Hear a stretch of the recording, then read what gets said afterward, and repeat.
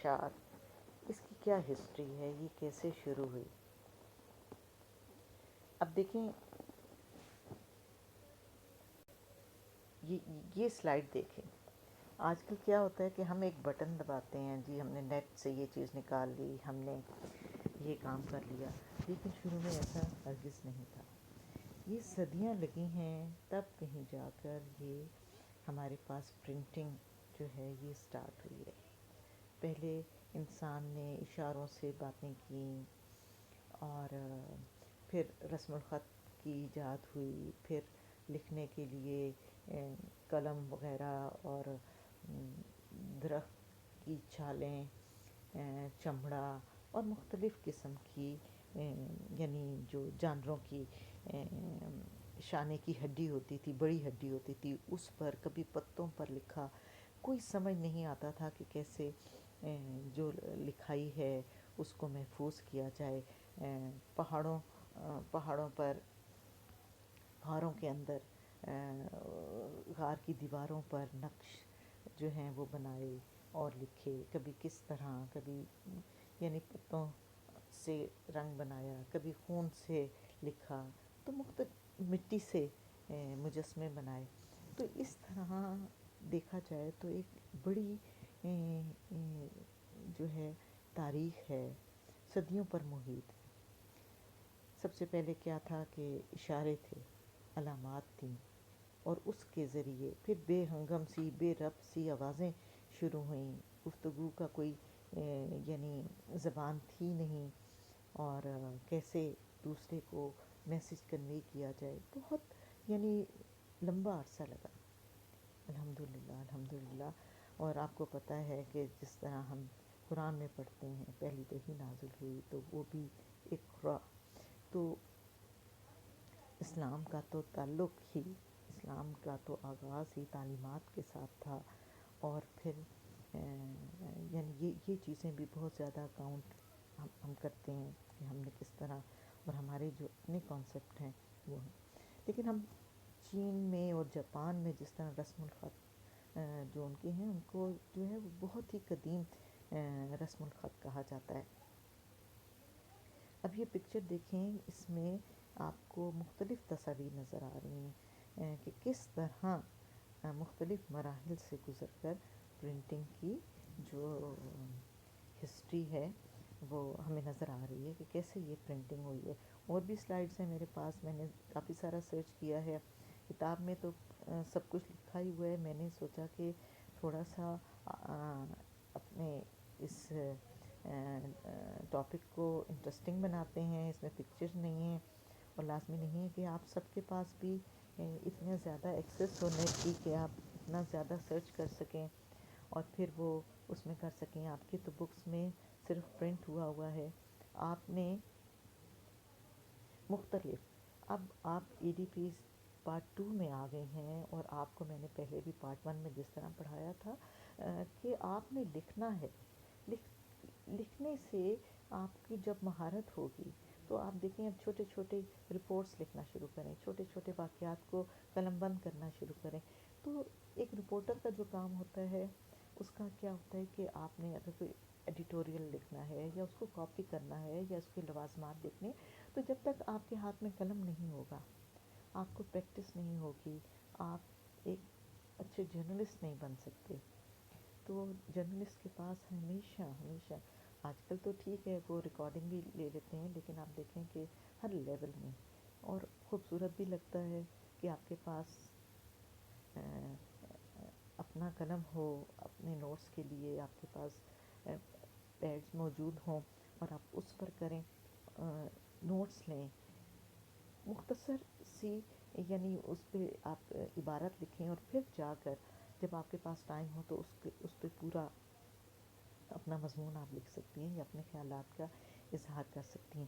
تو یہ والا جو امیج ہے یہ بتاتا ہے کہ کیسے پرنٹنگ جو تھی وہ شروع ہوئی. اچھا جی، یہ دیکھیں، اب اس میں ہم نے یہی پڑھنا ہے کہ کس طرح ماضی اور حال میں یہ آپ اپنا چیپٹر نکالیں. اس پہ کویسچن بھی ہے کہ دنیا میں طباعت اور اشاعت کے ارتقاء کا مختصر جائزہ پیش کریں. یہ پنجاب یونیورسٹی کا کویشچن ہے، وہی ہم آج ڈسکس کر رہے ہیں. تو آپ نے پوری تاریخ چیزیں جو ہے آپ نے اس میں یہ نہیں ہوتا آپ لوگوں نے آپ 4 کویشچن کرنے ہوتے ہیں، 25 مارکس کا آپ نے آنسر لکھنا ہے، تو ظاہر ہے اس میں مواد تو زیادہ ہوگا. اور وہی پریکٹس جو میں نے آپ کو پچھلے سال کروائی تھی، اس میں آپ نے زیادہ سے زیادہ لکھنا ہے، ہیڈنگس بنائے، پوائنٹس بنائے، جو چیزیں ہیں وہ ہم نے سارا کرنا ہے. اچھا جی، اب یہ ابتدائی طور پر میں نے ابھی آپ کو بتایا کہ کیسے مختلف انداز اپنائے گئے کہ تحریر کی صورت میں کس طرح لایا جائے. کبھی پتوں پر لکھا گیا، کبھی درختوں کی چھال پر لکھا گیا، کبھی ہڈی پر لکھا گیا. تو مختلف طریقے جب ہوتے گئے کہ چمڑے پہ اس طرح جو مصری تھے انہوں نے پانی کے اندر ایک اگنے والا درخت تھا پیپرس، اس کو جو ہے نا پتوں کو سے کاغذ بنانے کی کوشش کی اور تختیاں سی جوڑیں، اور پھر انہوں نے ان تختوں کو ایک پلندے کی صورت میں کتاب کی شکل دی.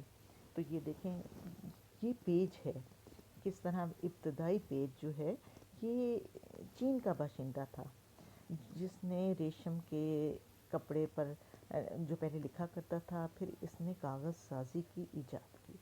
یہ آپ کی بک میں اس کا نام بھی ہے. یہ چین کا باشندہ تھا، سائلون اس کا نام ہے، اور اس نے کاغذ، ابتدائی کاغذ ظاہر ہے ایسا نہیں ہے جو آج کل پایا جاتا تھا، لیکن کاغذ بننے کے بعد تو پرنٹنگ میں جو ہے ایک انقلاب آ گیا. لوگوں کے لیے بہت آسان ہو گیا کہ وہ اپنی جو فکر کے مطابق، اپنے علم کے مطابق اس میں اپنے جو خیالات تھے وہ ان کو لکھیں. ٹائم بھی بہت ہوتا تھا لوگوں کے پاس پچھلے زمانے میں، اور ایجادات تو تھیں نہیں، بس سادہ طرز زندگی تھی. تو پڑھنے اور لکھنے پہ وہ بہت زیادہ ٹائم جو ہے وہ صرف کرتے تھے. یہ دیکھیں جو فرسٹ انسان کی پرنٹنگ، پھر جب کاغذ آ گیا تو پھر پرنٹنگ کا بھی جو آغاز ہو گیا، اور اس کے ساتھ ساتھ مختلف چیزیں جو ہیں وہ ہوئیں. پہلی کتابیں جو ہیں باقاعدہ ہاتھ سے لکھی جاتی تھیں. یہ پرانی، یہ ایک اور امیج ہے ایک کتاب کا جس میں اب تو ظاہر ہے ہمارے پاس پرنٹر ہیں، مختلف ٹائپ رائٹر ہوتے تھے، اس کے ذریعے وہ ہو جاتی تھی. لیکن جب شروع میں یہ والے ایجادات نہیں تھیں اور تو پھر ہاتھ سے لکھی جاتی تھیں. اور میں آپ کو بتاؤں پہلے جو اخبارات تھے وہ بھی پہلے باقاعدہ بڑی بڑی جو سرخیاں اس پہ لگا کرتی تھیں وہ بھی ہاتھ سے وہ لکھا کرتے تھے.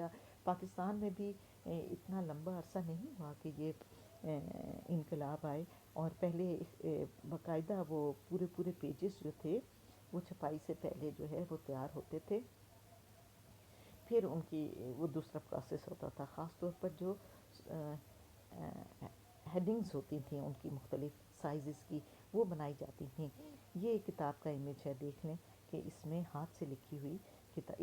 یہ آغاز ہے، یہ آغاز ہے. ظاہر ہے انسان نے یہ نہیں کہا کہ بس اب آگے نہیں جانا، اس نے بہتر سے بہتر کی جستجو اس کی فطرت میں ہے اور وہ کرتا رہتا ہے.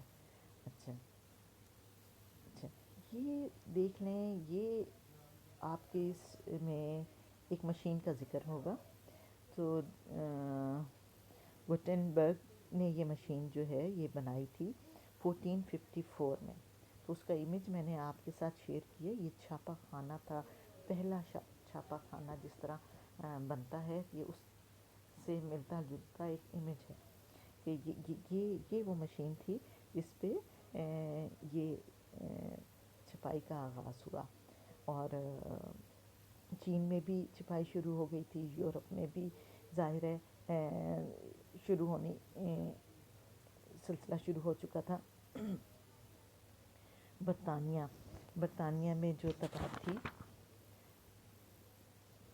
ظاہر ہے سب سے آخر میں جو ہے طباعت کا آغاز دوسرے یورپی ممالک کی نسبت جو ہے آخر میں برطانیہ میں ہوا.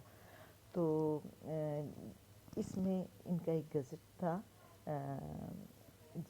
جرمی شین کولون سے چھپائی کا فن سیکھا ایک آدمی گزٹ نے، اور اس نے 1476 میں انگلستان میں جو ہے وہ پہلا چھاپا خانہ قائم کیا.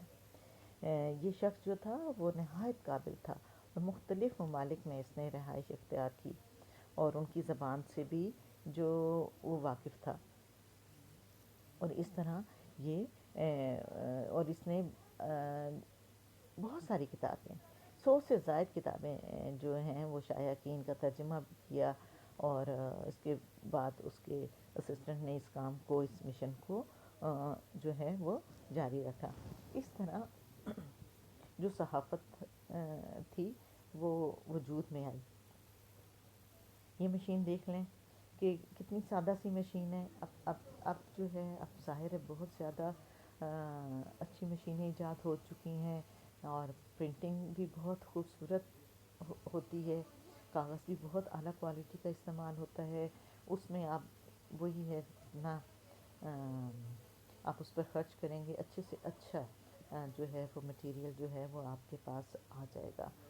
آپ دیکھیں گے کچھ کتابیں ہمیں دل بھی نہیں کرتا کہ ان کو کھولا جائے، کیونکہ کاغذ اتنا خستہ ہوتا ہے کہ جب ہم صفحے پلٹتے ہیں تو وہ پھٹنے لگ پڑتا ہے، اور ان کی بائنڈنگ جو ہوتی ہے وہ اتنی یعنی کمزور ہوتی ہے کہ وہ پھٹ جاتی ہے، گلو وغیرہ صحیح نہیں لگی ہوتی. تو اگر کتاب جو ہے وہ ایک اچھی کتاب آپ کے ہاتھ میں ہوگی تو پڑھنے کو بھی دل کرے گا. اس کی پرنٹنگ جو ہے، تو پرنٹنگ کا انسان کی زندگی میں آپ سے یہ کہہ رہی تھی کہ بہت عمل دخل ہے، اور یہ سٹیجز تھے جو کہ پرنٹنگ میں اہم تھے. انہوں نے بہت، اور ہمیں یہ یاد رکھنا چاہیے. ہم ظاہر ہے سٹیپ بائی سٹیپ جب آگے جاتے ہیں اور پتہ چلتا ہے کہ جی ہم نے یہ کام ان مراحل سے گزر کر کیا ہے، تو پھر ہمیں قدر بھی ہوتی ہے کہ واقعی اس میں فن ہے، اس میں اور بہتری بھی آ سکتی ہے.